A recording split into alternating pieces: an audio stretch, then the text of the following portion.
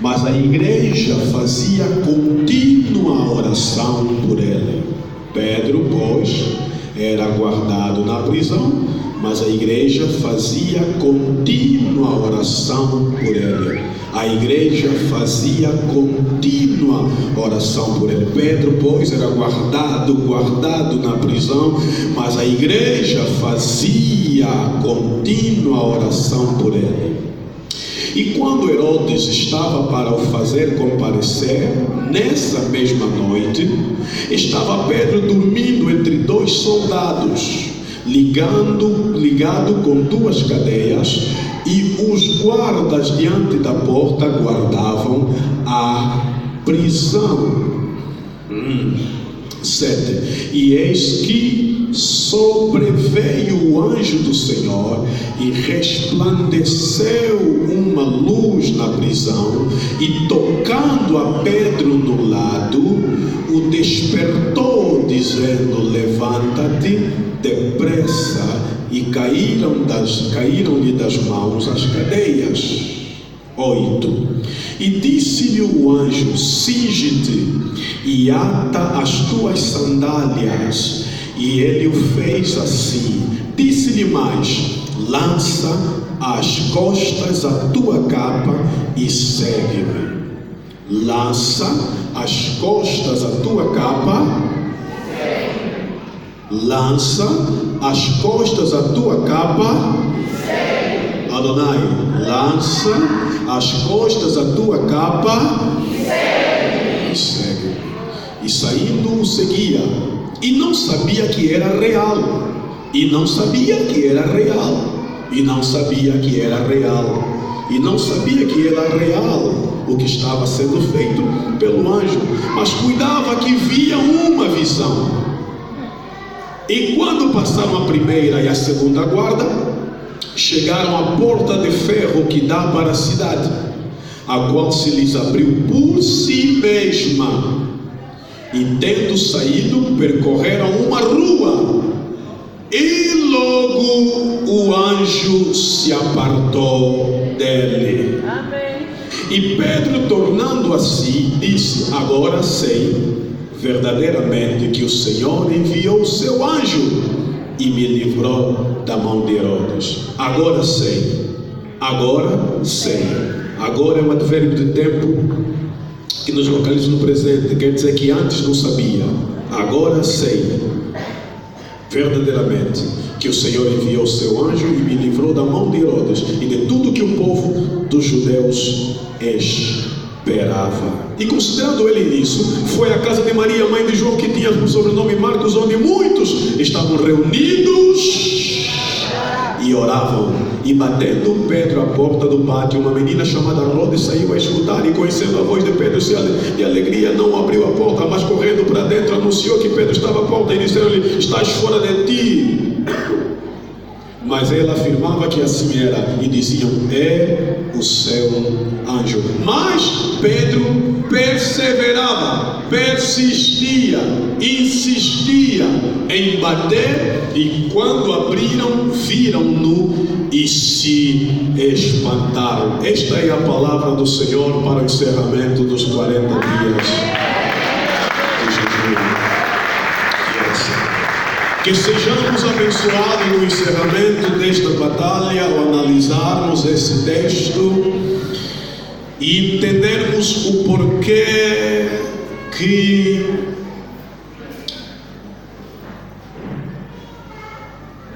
este texto é meditado no encerramento deste trabalho. O que é que Deus fez, faz e fará como resultado deste trabalho, e por que desta reflexão? Os que já estiveram me acompanharam durante o trabalho todo, e principalmente nos primeiros 9 dias, até nem precisavam gravar, eu já falei isso, o que está aqui. Fui falando a cada leitura desse texto que a narrativa de Atos 12 é a narrativa que nos apresenta 3 verdades iniciais, pelos primeiros versículos 1, 2 e 3. A narrativa de Atos 12 é a narrativa em que Tiago, irmão de João, é morto, Pedro é preso e a igreja ora.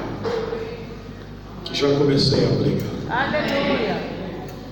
Nunca os que me acompanharam nesta batalha, nesta meditação, vão se esquecer destas bem simples verdades. A narrativa de Atos 12 é a narrativa em que Tiago morre, Pedro é preso e a igreja ora. Tiago é irmão de João, denominados filhos do trovão. Pedro foi o porta-voz maior dos discípulos de Jesus. O que mais humanidade extravasou, o mais humano dos discípulos de Jesus, não no sentido de que os outros fossem divinos, mas no sentido de que em Pedro nós conseguimos perceber o que todos nós somos. Amém. Sinais visíveis de fraqueza, o temperamento humano aflora com muita velocidade. Pedro é aquela figura que, por mais espiritual que sejamos, conseguimos, ao ver nele, nos ver como nós somos, impossíveis de esconder na espiritualidade que se extravasa a verdadeira humanidade que portamos. Quer dizer que, por mais espiritual que você seja, você é tão humano quanto qualquer carnal que exista no mundo. A espiritualidade jamais anulará a nossa humanidade, porque nós não somos espíritos descarnados, somos espírito humano que vivem num corpo. Daí que, às vezes, no teu melhor momento espiritual, aparece alguma fraqueza humana. Então, Pedro é dos melhores personagens da Bíblia por se estudar. Talvez nós aprendemos muito mais com Pedro por sua fraqueza, na sua fragilidade, na sua humanidade, do que com qualquer outro ser quase inalcançável. Eu hoje ganharia muito mais estudando Pedro, olhando Pedro, do que com qualquer profeta que vê tudo. Amém. Jamais devemos passar para as pessoas a ideia de super-homens, porque não somos. Jamais devemos passar a ideia às pessoas de perfeição, porque não somos. Nós somos ungidos, não somos perfeitos. Deus não usa homens perfeitos, Deus usa homens ungidos. E ser ungido não significa ser perfeito.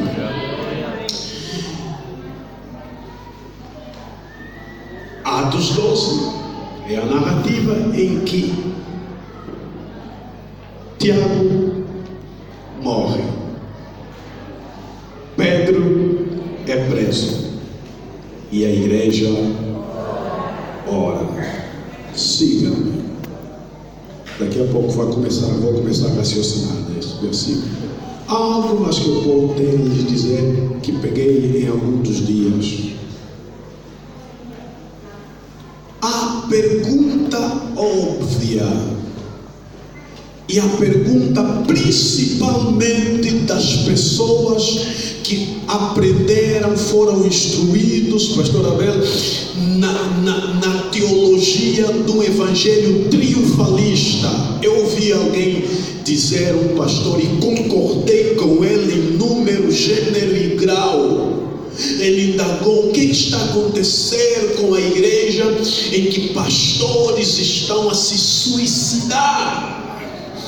Que igreja é esta que os pastores estão a se suicidar? Porque antigamente nós só víamos esses relatos nos Estados Unidos. Eu pensava que só pastores americanos é que se matam. Hoje, Brasil, aqui em África, é incrível como nunca. Aqui em África é duas coisas: é pastor que se mata e pastor que mata outro. Então, isso aí, a África já sempre piora, né? Copia e copia, melhora na cópia, ou piora no copiar.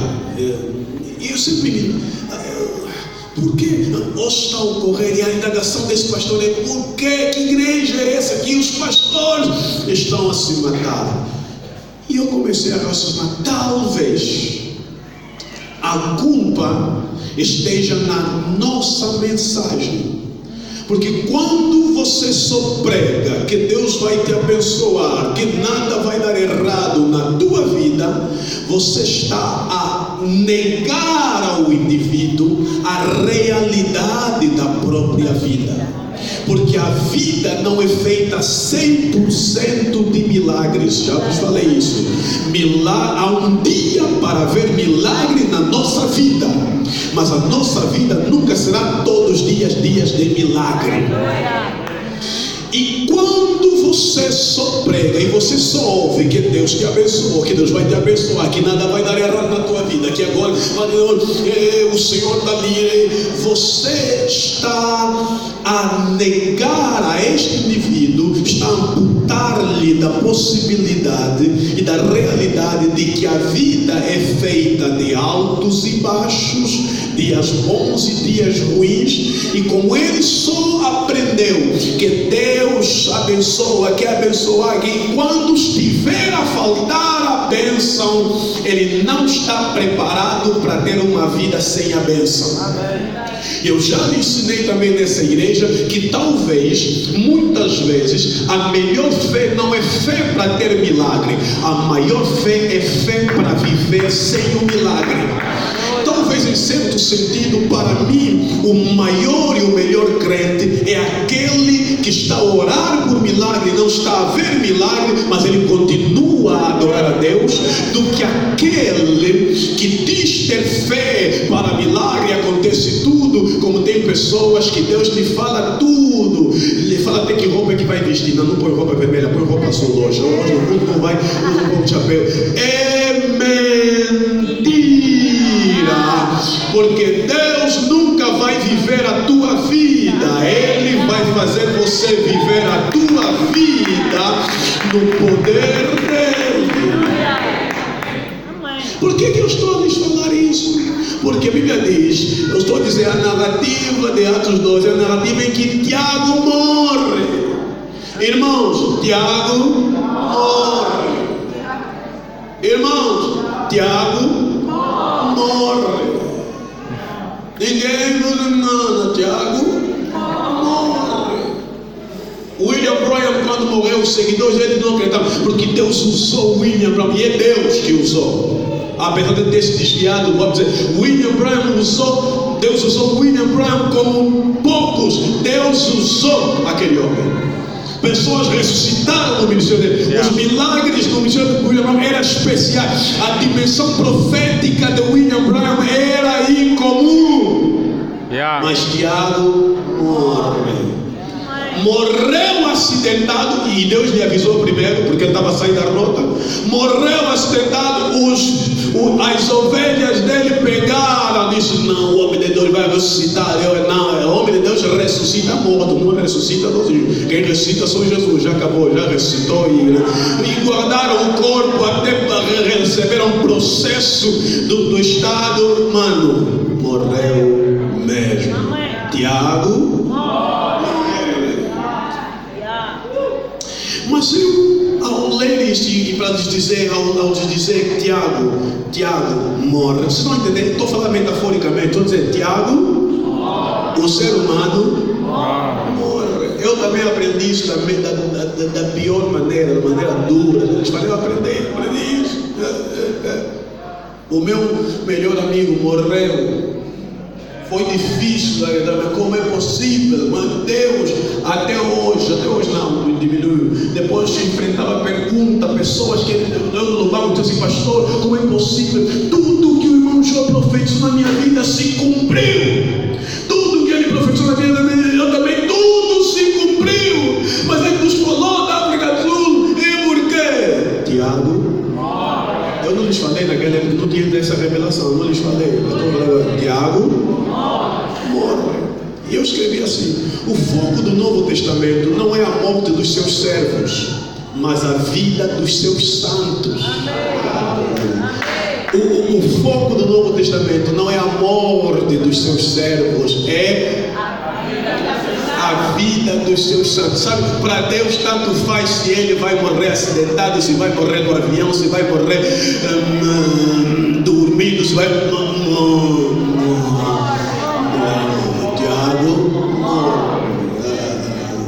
Meu rapaz, meu amigo, pastor Araújo Filho, diz que quando o sogro morreu, estava gravemente doente, a mulher dele disse, se o papá morrer, eu vou sair da igreja. E Tiago morre.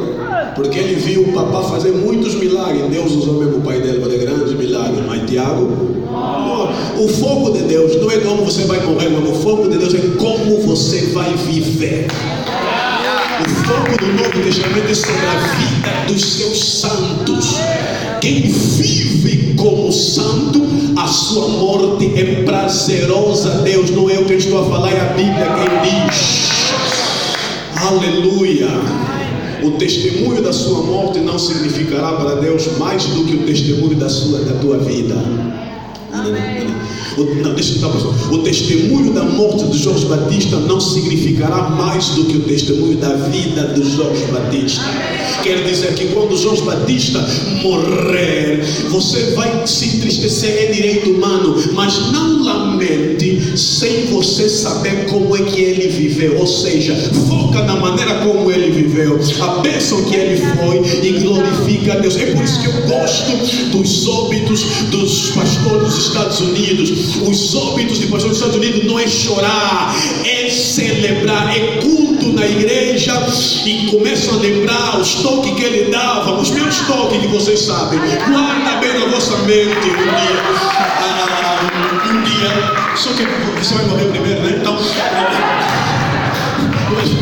guarda bem, quando chegar o esquife aqui, também não é aqui, é na catedral, o esquife, você lembra o toque do pastor, celebra, porque o que está ali é corpo, ele está para festejar, então está lá em cima dançar, você também dança aqui. É por isso que Paulo diz, chamou ignorância a maneira como os de Tessalonicenses se entristeciam. Diz, vocês não podem ser ignorantes como os ímpios que não têm esperança. Saiba que nós temos esperança. Tiago morre.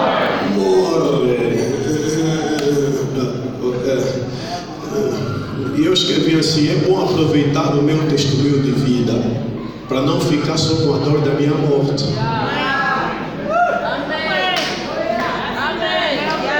Não, para não ser uma coisa minha. Você pode dizer ao irmão que está ao lado: é bom aproveitar o meu testemunho de vida para não ficar só com a dor da minha morte. Aleluia, aleluia.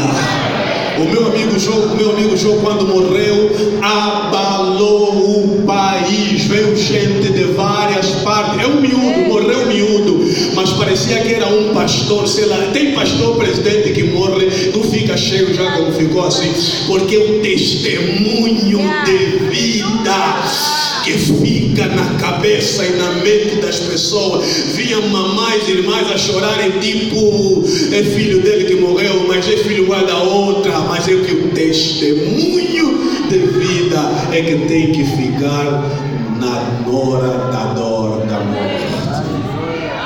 Agora diz, pastor, comece a pregar. Pastor, começa a pregar. Então começo. Número 1. A narrativa de Atos 12 é Tiago morre. onde Tiago morre, Pedro é preso e a igreja ora. Amém. A razão por que Deus colocou no coração do pastor estabelecer os 40 dias é porque ele queria colocar a igreja Adonai no meio entre a morte de Tiago e a prisão de Pedro. Entre a morte de Tiago e a prisão de Pedro está uma igreja que ora, entenderam? Deus quer colocar a igreja onde a morte, aleluia, e onde a ameaça, você entendeu? A morte de ontem e a ameaça de hoje tem a oração, a ameaça de amanhã tem a oração de hoje, não entendeu? A morte de ontem e a ameaça de amanhã está a oração de hoje, não entendeu? Você já perdeu Tiago, não podes mais perder Pedro. Então ora hoje. A igreja tem que orar hoje por causa da morte de ontem e da ameaça de amanhã. Adonai, levanta, por favor. Não viva sem conhecimento. Se você quer ver as maravilhas de Deus amanhã, ora hoje para fugir da desgraça de ontem. Tiago morreu, você não conseguiu fazer nada. Pedro está preso, você pode fazer alguma coisa. Você pode fazer alguma coisa. Pedro já morreu, Tiago já morreu, não conseguimos evitar. Pedro está preso, vamos fazer alguma coisa. Vamos orar, vamos orar, vamos orar. E eles oraram, eles oraram, eles oraram, eles oraram, eles oraram, eles oraram. E o versículo 5, creio eu, diz assim: na véspera que Herodes estava para matar Pedro, o anjo apareceu. Eu vou voltar aí, deixa eu dar isso ali fresquinho. Deixa eu dizer, alguém está entendendo a mensagem? Do ponto de vista, eu estou dizendo assim, a mensagem é o seguinte: a igreja se levantou. Por que? Essa mensagem é muito particular. Por que eu estabeleci 40 dias de jejum e oração? Vocês estão a pensar que eu gosto de passar fome? Vocês estão a pensar que eu gosto, eu sou tão espiritual que não como? Mas vocês têm que entender uma coisa: eu entrei, eu entro e entrarei. Eu sei o que Deus me falou, e quando eu não estou a viver o que Deus me falou, Ele vai ter que me ver chateá-lo até eu começar a ver. Eu disse, eu vou entrar no trabalho para Deus começar a abrir os olhos, e a primeira coisa que eu falei no princípio do trabalho, Deus vai abrir os olhos espirituais de algumas pessoas, e começamos a orar, e Deus começou a abrir olhos espirituais de uma, outra. No princípio Deus começou a mostrar coisas dentro da família delas, mas mais tarde terminamos Deus mostrando coisas da igreja. Deus mostrou coisas, está a mostrar coisas da igreja. Irmãos, essa igreja não é uma igreja de um profeta só. Essa igreja tem profetas aí no meio que estão a ver coisas, o que está sendo preparado para ameaçar Adonai. Não é mentira. Vamos embora nem descobrir, porque até aqui os olhos serão abertos ou foram abertos. Deus começou a abrir os olhos das pessoas. Mas por que abrir os olhos? Deus começou a abrir os olhos das pessoas porque eu decidi que a igreja tem que orar. A igreja está entre a morte e a ameaça. Entre a morte e a ameaça.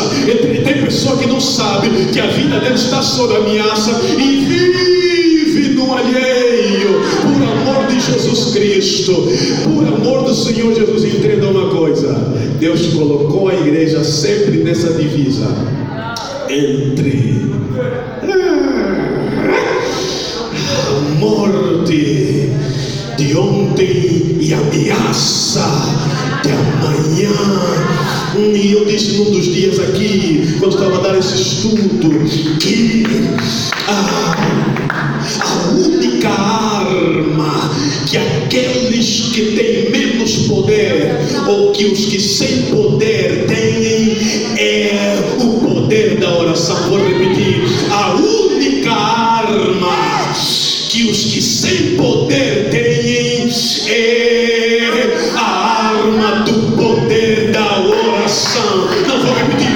Qual a única arma que aqueles que não têm padrinho na cozinha têm? É a arma da oração. A única arma que aqueles que sonham mal e têm insônia têm é a arma da oração. A única arma que aqueles que não têm emprego têm é a arma da oração. Você não entendeu ainda que você precisa ter currículo, mas você precisa ter oração para a oração te empregar. Você vai empregar-se através da oração dentro das tuas capacidades, mas a dura verdade é que se fosse pelas capacidades, você já estaria trabalhando há muito tempo. Não está a trabalhar por quê? É porque alguém ameaça, é porque alguém matou até as capacidades. Mas quando você começa a orar, começa a orar, começa a orar, começa a orar, começa a orar, começa a orar, começa a orar, começa a orar, começa a orar, começa a orar, e Deus abre os olhos e a manifestação do seu poder. Aleluia. Eu não vou conseguir me segurar, não vou conseguir me segurar e esperar que essa irmã testemunha vai testemunhar. Mas tem uma irmã, porque nós oramos aqui na hora, e Deus começou a me mostrar, eu a entrar na família, eu a resgatar, eu a quebrar. E naquele mesmo dia, quando ela chegou em casa, a bruxa morreu. Não só a bruxa morreu, durante esse tempo recebeu o telefonema de 3 empregos que estava totalmente fechado. Porque entre a morte do passado e a ameaça do futuro está a oração.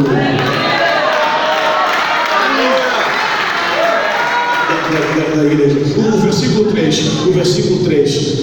3 diz, interessante o versículo 3, o versículo 3, junto com o versículo 11, eu estudo, o versículo 3 diz: e vendo que isso agradara aos judeus, continuou mandando prender também.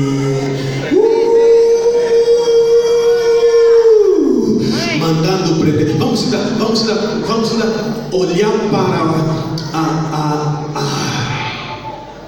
para dentro, não do céu. Antes de olharmos para o céu, para o que Deus faz, vamos olhar para o diabo, para o que o diabo faz. Herodes Agripa, este é Herodes Agripa. De todos os Herodes que a Bíblia menciona 4. O pior de todos foi o seu avô Herodes o Grande. Amém. Todos os demais Herodes eram malandros, brutos, mas todos os Herodes que governavam Israel, me acompanhe, vou chegar daqui a pouco na mensagem. Todos os Herodes que acompanhavam Israel, todos, ou que governavam Israel, todos tiveram a sua mão manchada de sangue. Todos. O grande que nós sabemos bem dentro da Bíblia é aquele que mandou, no tempo que Jesus nasceu, mandou matar todas as criancinhas. Sim. Amém. Você está a pensar que Deus vai esconder Jesus no meio das crianças? Não, ele vai esconder a criança no adulto, no meio dos adultos. Amém. Essa é outra conversa. Amém. Ele não vai esconder a criança no meio das crianças. Vai esconder a criança no meio dos adultos. E o meu, e os adultos vão se comportar como se fossem criança, porque a criança é como se fosse adulto. Você está entendendo melhor? Por isso que esse Jesus, quando é criança, está no templo a ensinar os que leram a lei. Eles é que leram, ele é que está a lhes ensinar. E começou a lhes ensinar com perguntas. Ou seja, Deus é assim. Deus que é Deus tem as respostas, mas Deus em Cristo tem as perguntas para as quais vocês não têm resposta. E ali quando ele te pergunta, faz as perguntas para as quais não tem resposta, você vai concluir: eu não sou nada, ele é que é. E é criança. Ok.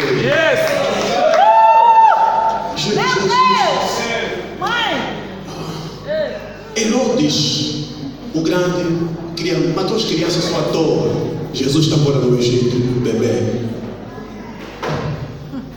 Depois tem esse Herodes. Tem um outro que passou na época de Jesus, da sua morte. São duas pessoas distintas. Agora tem esta, Agripa. De todos os Herodes, esse Herodes era o mais astuto. Os outros eram brutos. Tati. Eram brutos. Mas esse era astuto, inteligente. Sabe o que aconteceu? Deixa eu explicar, eu tenho que explicar isso resumidamente para os irmãos. Tem muita gente nova, então tem que entender. Eu dei uma explicação que vou voltar a explicar aqui. Como é que vamos entender o negócio? Israel tinha o caráter de uma nação tribal. Israel estava debaixo, sob regência do Império Romano. Estão a me ouvir? Amém. Império Romano. A única forma que eu encontrei para exemplificar isso na nossa realidade é olhar, e eu vou fazer uma explicação hipotética porque não pode ser realista, alguém ainda vai se ofender, então vai ter que entender. Vou falar hipoteticamente. É como olhássemos para Cabinda, por exemplo, Cabinda, Angola. Cabinda é Angola. Muitos dizem que não é. É. E eu prefiro dizer que é. E acho que fica bem sendo. Questões políticas, não estou a discutir política, isso aqui é outra realidade. Estou a falar questão de ordem territorial. Cabinda. Hipoteticamente, se Cabinda não fosse Angola, quem estava acompanhando? Amém. Se Cabinda não fosse Angola, mas ela fosse um protetorado de Angola, como muitos queriam que fosse também, o presidente João Lourenço indicaria um governador para governar Cabinda. Não podia ser alguém de Cabinda, porque a possibilidade de insurreição, rebelião e outros é grande. Tinha que ser alguém de Angola para governar Cabinda. Este governador que saía de Angola para governar Cabinda é o que era chamado de Herodes.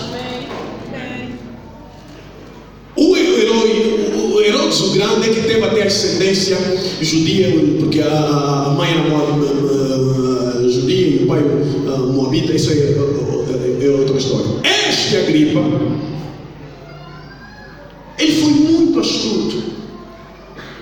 Para não ter problema, não podia ter problema com o império. Ele pensa: não vou me converter, mas vou me associar. Ele começou a visitar as sinagogas, ajudar, a patrocinar, participar das festas. Na Páscoa, Sua Excelência estava presente. E o povo começou a dizer: este é amigo do judeu.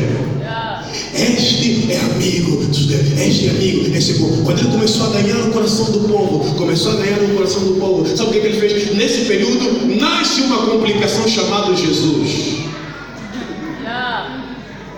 Lembrei que eu já preguei uma mensagem linda que a Deus me havia dado. Uma encrenca chamada Jesus. E vou dizer uma coisa: Jesus mesmo é isso. Não é confusionista. Jesus mesmo arranja encrenca. Entra só na vida da mulher já é problema, o marido, só por causa da igreja.